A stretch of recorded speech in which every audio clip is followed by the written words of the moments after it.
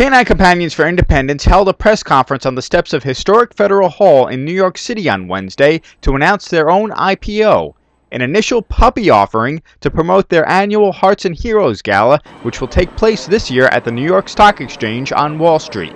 Our initial puppy offering is one which we're hoping to raise $5 million, basically so that we can extend our services to more veterans, to more people with disabilities, to more children who are rehabbing and going through the many issues that they do have.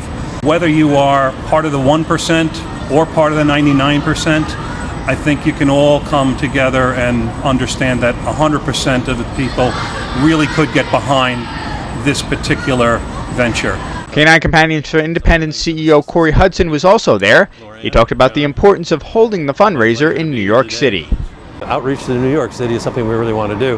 We have not been that successful in the past. The city is not exactly the most ideal environment to raise a dog in, and we want to get more people interested and make it possible for more of them to help us. We need puppy raisers in the Northeast region. That's a constant demand. Puppy raisers give of their money and their resources and their time and their devotion for 13 months and raise the dog, take it to obedience class. It's an inside dog. They take it to work if they can. So we're really interested in getting more puppy raisers to help support this program.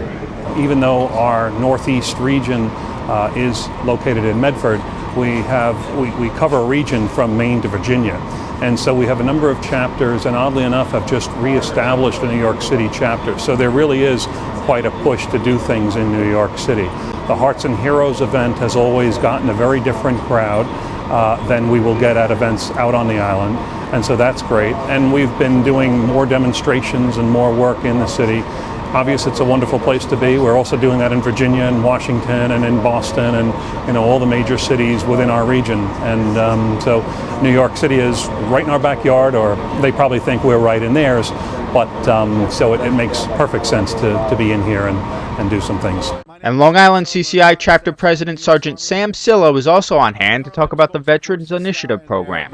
Coming out here to New York City on Wall Street, spreading the word about CCI and again the Veteran Initiative program, in which Jillian and I are spokesmen for. We're trying to grow that program, and the best way to do that is get the word out on the street. And we can't grow that program until we get puppy raisers to raise more puppies, so that we can fill that need. Currently, right now there are over 3,000 from the current conflict in hospitals. We'd like to be able to, especially in the Northeast region, be able to service those veterans with service animals so that they can live a more active lifestyle. And Canine Companions for Independence says they picked Federal Hall for the symbolism it represents. Because it's associated with independence and the independence of our country. So we think the two go very well together, in the sense that we're bringing independence to people with disabilities. Being here on this historic site at Federal Hall, and the theme being independence, these dogs, they make you more independent. And for me, that's the best way to live a more active lifestyle, is to feel more independent. Not have to rely on someone, but being able to rely on a teammate. So again, within that theme, I think we're in a great place, with independence being the main storyline here. And Canine Companions for Independence will be holding their New York Gala here at the New York Stock Exchange on Thursday. For more information, you can check out the website cci.org. In New York City, Collora reporting.